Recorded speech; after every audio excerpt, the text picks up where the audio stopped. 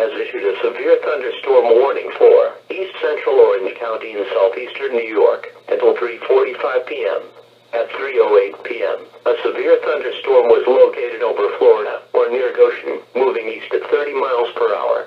Hazard, 60 miles per hour wind gusts. Source, radar indicated. Impact, expect damage to roofs, siding, and trees. Locations impacted include Monroe, Warwick, Chester, Florida, Harriman, Curious Joel, Central Valley, and Highland Mills. For your protection, move to an interior room on the lowest floor of a building. To report severe weather, contact your nearest law enforcement agency. They will send your report to the National Weather Service office in Upton, New York.